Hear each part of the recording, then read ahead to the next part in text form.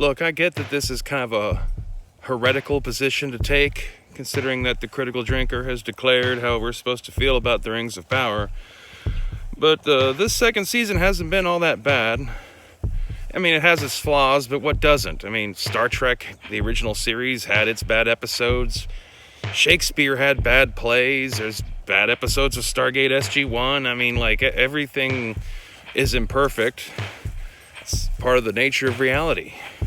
This constant seeking of perfection is going to be a constant tripwire that prevents people from being able to actually ever enjoy anything, since it's never able to meet these perfect conditions. Last night, the 7th episode of Season 2, Rings of Power, I was watching, and it helped me with a little bit of writer's block.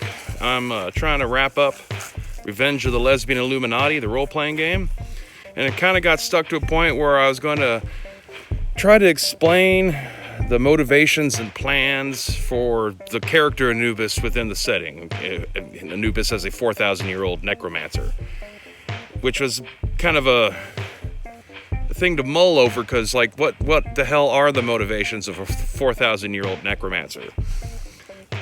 I don't know. So for a couple weeks, I've been a little hung up on that. I wrote the sub-chapter title of What's Anubis's Plan, and then kind of just sat on it for a while. But managed to get through it today after thinking a bit on an observation I had of last night's Rings of Power, and that's largely over kind of considering Sauron and a couple other aspects of the show. Because the Rings of Power involves the characters it does and is set where it is set in the Tolkien timeline, it's a lot closer to the actual mythology of the Lord of the Rings. Even though it's not allowed to be the Silmarillion, it's closer to the Silmarillion. You know, I mean, like, one of the main characters' dad became a fucking constellation, and Sauron is basically Lucifer, although maybe it'd be more accurate to call him like Azrael or something. But in either case, like, his motivations aren't really fathomable to humans. They're not relatable to humans, because he has biblical character type motivations. You know, like, Sauron does what he does because he's still fighting a war against God, kinda, you know. Less so much than Morgoth, and that's why he's more of a lesser demon than he is really actually a stand-in for Lucifer. But, you know, he's still a renegade angel, and it's going to have a renegade angel's kind of baggage, you know, when it comes to what gets him up out of bed in the morning, and all that kind of good shit. And so that got me thinking to my own issue about, you know, the character Anubis as an NPC bad guy, and what his motivations might be in 1955, after having been gone from Earth for several centuries, traveling between dimensions and stuff, and comes back and finds out that his cult is now, like, in charge of a bunch of, like, major corporate finance and banking, you know, like, it's supporting little fake satanic orgies amongst the rich and famous around the world and shit. He has all this power and influence, and what does he want to do with it? I mean, what would you want to do with it if you were a 4,000-year-old necromancer who, you know, like, was once considered a part of the Egyptian pantheon? Yeah, I mean, is that a motivation that any human being with our lifespan and limited experience of reality going to be able to, like, get our brains around? So there is no spooned my way through that question, and instead of deleting the chapter heading and writing something else, I did describe what Anubis's plan is, and find that out, you're gonna have to check out Revenge of the Lesbian Illuminati, the role-playing game, which should be out in a couple of weeks, just in time for Halloween. But back to the Rings of Power. I mean, like, I've certainly been as reluctant about that show and its reasons for being as anybody else, and there are certainly some big, massive, gaping flaws in this motherfucker. But that being said, I enjoy watching it, genuinely. Hell of a lot more than anything Star Trek has made in the last decade. Plus, at this point, it's like as soon as Michelle Barrett died, that whole franchise just went straight down the toilet. Straight down J.J. Abrams' toilet. You know, I guess at least Jeff Bezos has a nice gold-plated toilet on his yacht to flush the Lord of the Rings down. And so, you know, doesn't quite seem as bad. I don't know. Like, I'm not trying to defend anything. I'm just saying the show's not as bad as some people are like determined to make it out to be. I mean, unfortunately, they got the rights to what they got the rights to, so there's some stuff in the lore they're just not going to be able to address. And also, as I said, they got a character whose dad became a constellation. Like, there's some kind of ridiculous shit at this stage of the story, the greater arc of the historical plot line of Middle-earth, that just are not going to translate easily to modern television or film. It's different when you're actually seeing an actual person, you know, having this said about them, as opposed to a cartoon or something you're reading about or hearing described to you in a narrative fashion. But like you look at Elrond there and yeah, I totally believe his dad sailed off in a canoe and became a constellation. You know, like, the show's never going to be perfect. Peter Jackson's Lord of the Rings wasn't perfect. And frankly, the fact that the big stink of this season has been this brief moment where they show an orc having a family and having concern for each other and themselves, and then making that out like that's some sort of like egregious insult to the honor of J.R.R. Tolkien. Man, you're clutching at fucking straws, guys. I mean, to me, that's another sign that actually the season has improved upon like the tone of the last season. It could still have been done better. I feel part of what this show's problem fundamentally is we never had our half hour in the Shire before the story started. There's really nothing to ever really anchor anyone into what just regular life is for plain folk in this setting before the troubles began. It's just been nothing but just epic shit after epic shit. It's like they're just taking the opening montage from Fellowship of the Ring and they're just stretching all that out into full scenes and episodes. But you needed the Shire and the boredom of twitching. Oh, like, come on, guys, let's get this on the road. I'm tired of all these smiling fat people eating fucking Pop-Tarts and pastries and shit. But you needed that. You needed the grounding so that all the epic, horrible things have a contrast that actually make them seem more epic and threatening.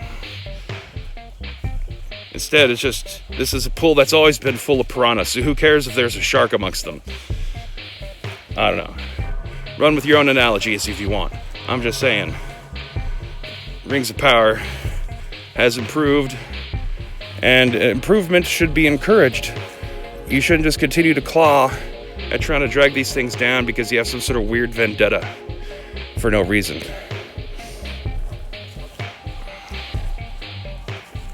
You know, to whatever degree any of the politicized woke things that are going on with the various studios, Amazon included, has been a reason for you to be like, fuck these guys, I'm just gonna watch old entertainment that I still have to purchase through these people's companies and not watch their original programming. I mean, like, I get that, but if they're showing improvement and then you don't come back, what are they gonna do?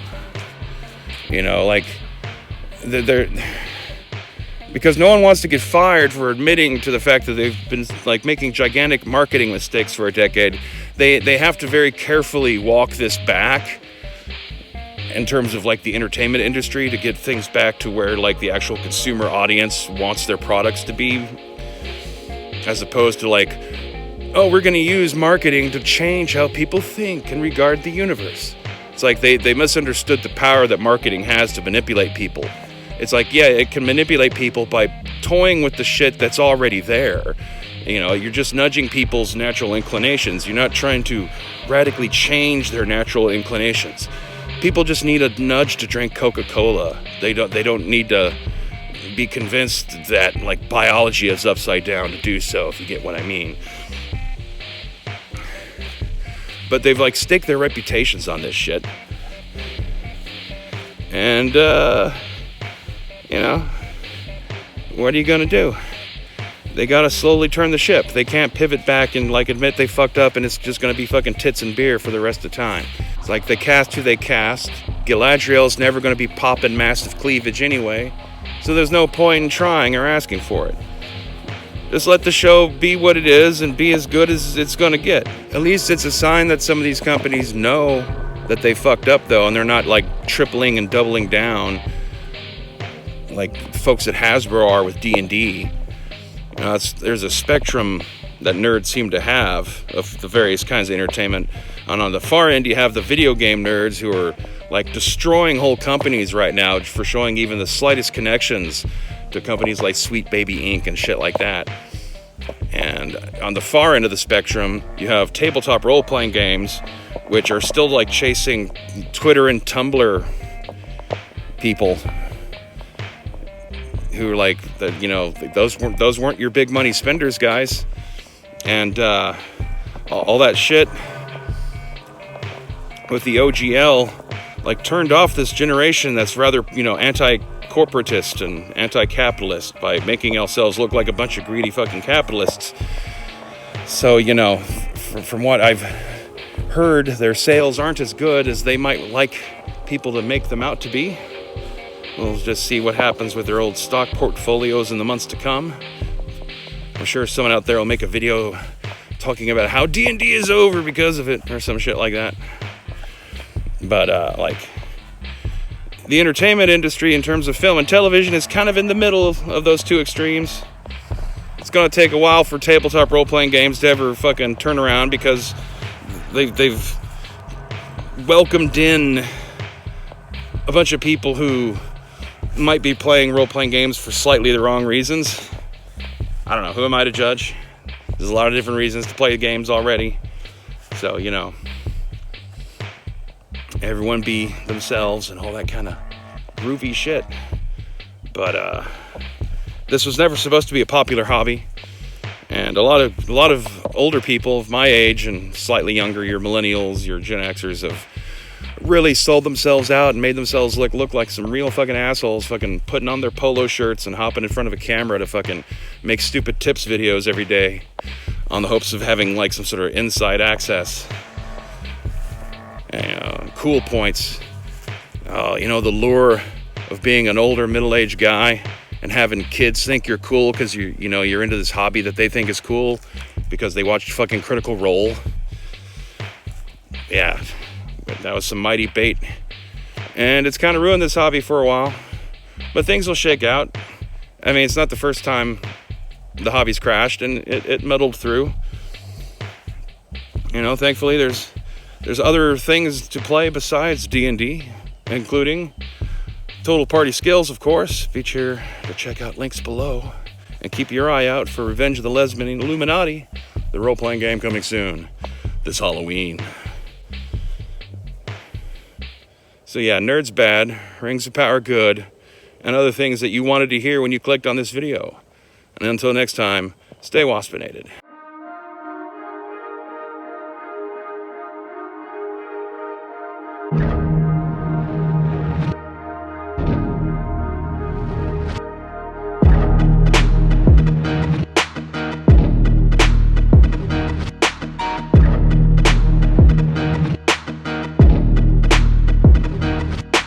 The ring will not destroy socialism. Socialism under attack again. The land of evil, shrouded in ash and smoke, is transparently situated in the east. There, the working class that is working hard on developing heavy industry is represented by hideous and evil orcs. It is obvious that the author, a spoiled son of the bourgeoisie, has never known the beauty of manual labor. The inhabitants of the plentiful West are, on the other hand, elves, aristocracy, men, middle class, and hobbits, rich landowners. These live prosperous lives, and the only thing they are afraid of is the threat from the east. The forces of good, according to the writer, are represented by the aforementioned reactionary groups whose members know very little what hard work is. Here is Gandalf, who is spreading regressive ideology by which he keeps the inhabitants of Middle-earth in a constant state of ignorance and fear of progress. The threat from the east. It is no wonder then that Saruman, a champion of the oppressed and progress, is labeled a traitor and his towers destroyed by a group of fanatic reactionaries. In the end, when socialism spreads into the Shire, Saruman is captured and punished by hobbits without a proper trial. All this is supported by the capitalist realm of Gondor. But fortunately, nobody can destroy socialism by any means, not even by throwing an ancient relic into the fire. Stay strong, Mordor, surrounded by enemy neighbors. The threat from the east. The ring will not destroy socialism. Socialism under attack again. The ring will not destroy socialism. Socialism under attack again. Socialism under attack again.